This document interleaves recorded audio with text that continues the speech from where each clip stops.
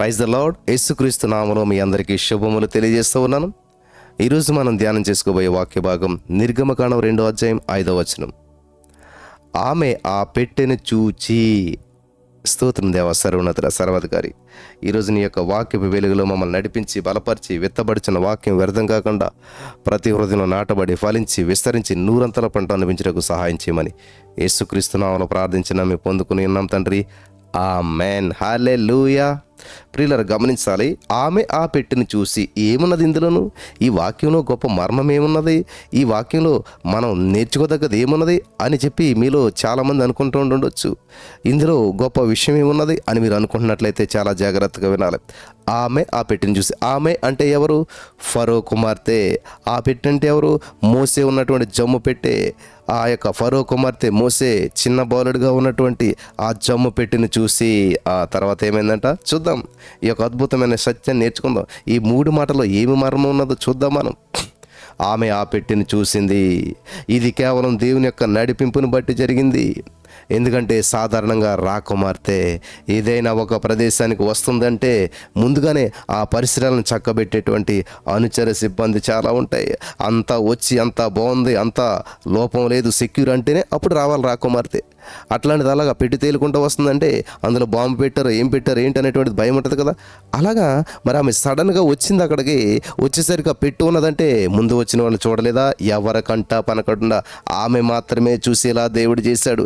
ఈ రోజున ఈ మాటలు వింటున్న ప్రియమైనటువంటి సహోదరి స్నేహితులారు, ఈరోజు నీవు ఎవరి కంటిలో పడాలో, ఎవరి కంటిలో పడితే నీకు మేలో, ఎవరు నీకు తారసపడితే నీకు మేలో, ఎవరు నీకు మరి ఎవరి దృష్టిలో నువ్వు పడితే నీకు మేలు జరుగుతుందో వారి దృష్టిలో పడేలా చేస్తున్నాడు దేవుడు ఈ రోజున. ఆమేన్. హల్లెలూయా. దేవునికి స్తోత్రం కలుగును గాక. కాబట్టి ఇక్కడ మనం గమనించాలి ప్రియులారా, రాకుమార్తె కంటే ముందు ఎవరైనా వచ్చి వాటిని చూడాలి. కానీ ఎవరో చూడకుండా రాకుమార్తె మాత్రమే చూసేలా దేవుడు చేశాడు. అక్కడ సాధారణంగా రాకుమారి చెలికత్తెలే తమ స్నానానికి వెళ్ళిన ప్రదేశంలో పరిసరాలను గమనిస్తారు. కానీ మోసే ఉన్న పెట్టే ఆ సమయంలో ఇతరుల కంటే ముందుగా ఫరో కుమార్తెకు మాత్రమే కనపడింది. ఎందుకంటే బహుశా ఆ రాకుమార్తె చూసే విధానం ఆ చెలికత్తెలు చూసినటువంటిది కాకపోవచ్చు. హల్లెలూయా. గమనిస్తున్నారా? చెలికత్తెలు చూసిన విధానం వేరు, వాళ్ళ చూపు వేరు. రాకుమార్తె చూసిన చూపు వేరు. నీ మనోనేత్ర వెలిగించబడినప్పుడు అది నీకు మాత్రమే కనిపిస్తుంది, ఎవరికీ కనిపించదు. ఈరోజు నేను చాలా జాగ్రత్తగా గమనించాలి ప్రియులారా. అద్భుతమైన ఆధ్యాత్మికమైన సత్యం ఇందులో దాగి ఉన్నది. అందుకే దేవుని చేత ఆశీర్వదించబడినటువంటి వాడు, ఆయన ఏర్పరచుకున్నటువంటి వాడు, ఆయన మోసే ఉన్నటువంటి ఆ పెట్టెను మరి మిగతా వారు చూడలేకపోయారు. రాకుమార్తె మాత్రమే చూడగలిగింది. In the name of Jesus.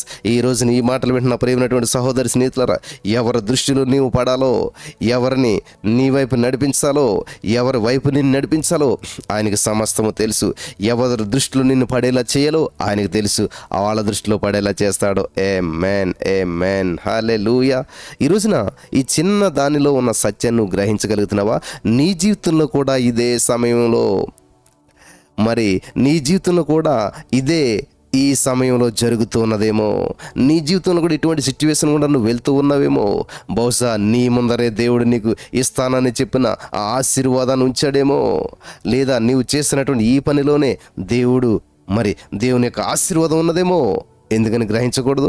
ప్రభు నీకు ఇచ్చినటువంటి అవకాశాలను నీవు సరిగా గుర్తించకపోవడం వల్లే నీ యొక్క జీవితం అలా ఉండిపోయిందేమో. ఎందుకని దేవుడిచ్చే అవకాశాన్ని చూచేటప్పుడు అలా చూచేటువంటి చూపును నీకు కూడా కలిగి ఉండాలని కోరుకోకూడదు? ఆయనను వేడుకోకూడదు? దేవా, నువ్వు ఇచ్చిన ఆశీర్వాదాన్ని నేను చూసే విధంగా చూసే కన్నులు నాకు ఈ దేవా, నా మనోనేత్రాలు వెలిగించము దేవా అని చెప్పి మనం ఎందుకని అడగకూడదు? ఆమె ఆ పెట్టెను చూసింది. In the name of Jesus. ఆమె ఆ పెట్టెను మాత్రమే చూసింది. నిజానికి అది మొక్కల మధ్యలో నాచు దగ్గర ఉన్నటువంటిది. ఆ పెట్టెకు చుట్టూ కూడా ఎంతో కొంత నాచుండొచ్చు. కానీ ఆమె ఆ పెట్టెను మాత్రమే చూసింది. అది ఉన్న స్థలాన్ని కాదు, అది ఉన్న స్థితిని కాదు. In the name of Jesus. Hallelujah. వింటున్నారా ప్రియులారా? ఆ పెట్టెను మాత్రమే చూసిందామే. ఆ పెట్టే ఏం పెట్టే? జమ్ము పెట్టా, లేకపోతే కీలు పూసారా, లేకపోతే నాచుందా, సమస్య ఉందా, మురుకులో ఉందా, ఎక్కడుందా, అదంతా నసరం. ఆ పెట్టెను మాత్రమే చూసింది ఫరో కుమార్తె. ఈరోజున దేవుడు నిన్ను మాత్రమే చూస్తూ ఉన్నాడు. నీ హృదయాన్ని మాత్రమే చూస్తూ ఉన్నాడు. నువ్వు ఏ స్థితిలో ఉన్నావు, ఏ పరిస్థితిలో ఉన్నావు, ఎటువంటి బంధకాల్లో ఉన్నావు, ఎటువంటి సిచ్యువేషన్లో ఉన్నావు, ఇది కాదు, నిన్ను మాత్రమే చూస్తూ ఉన్నాడు. In the name of Jesus. Hallelujah. దేవునికి స్తోత్రం కలుగును గాక. ఎందుకు మరి ఆమె అవ్వటానికి అన్యజనుల రాజు యొక్క కుమార్తె అయినా కానీ ఆమెలో దేవుని పోలిక ఇక్కడ కనిపిస్తూ ఉంది. అన్యజనులు ఫరో కుమార్తె అయినప్పటికీ సాక్షాత్తు దేవుని యొక్క స్వరూపం ఆమెలో కనిపిస్తూ ఉంది. In the name of Jesus. Hallelujah. ఆమెలో దేవుని పోలిక ఇక్కడ స్పష్టంగా మనకు కనిపిస్తూ ఉంది. బహుశా ఆమెలో కూడా దేవుని యందు ఎంతో కొంత నమ్మకం ఉండుండొచ్చు. ఎందుకంటే దేవుడు తన చిత్తాన్ని నెరవేర్చడానికి ప్రయత్నించే వారి ద్వారానే ఎక్కువ సందర్భాల్లో తన వాగ్దానాలు నెరవేరుస్తాడు. కాబట్టి ఫరో వంశంలో ఎంతోమంది కుమార్తెలు ఉండుండొచ్చు. కానీ ఎందుకు దేవుడు ఈమెకే మోసేను చూపించాడంటే కారణం దేవుని చిత్తం నెరవేర్చబడుటలో ఈమె కూడా ఉపయోగపడవాలన్న ఆయన యొక్క ఆలోచన బట్టే. హల్లెలూయా. ఆమె యొక్క ఆలోచన బట్టే. ఎందుకు మరి ఎంతోమంది ఉన్నప్పటికీ కూడా నీకు ఉన్న అర్హతల వంటి వారే ఎందరో ఉన్నా కానీ, నీకన్నా గొప్పవారు ఎంతోమంది ఉన్నా కానీ, దేవుడు ఈ పనికి తాను నీపై కలిగి ఉన్నటువంటి తన ఉద్దేశాలకు నిన్నే కోరుకున్నాడు. ఎందరో ఉన్నా సరే దేవుడు ఆ పనిని నీకే ఇవ్వాలని, ఆ అవకాశాన్ని, ఆ యొక్క ఆలోచనలను నీ ముందుకు తీసుకుని వచ్చాడు.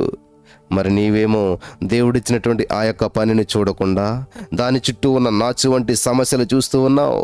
నిజమే, కొన్నిసార్లు అయితే దేవుని మార్గాలను ఫరో కుమార్తె పనికత్తెల వలె అసలు చూడటం మానేశావు.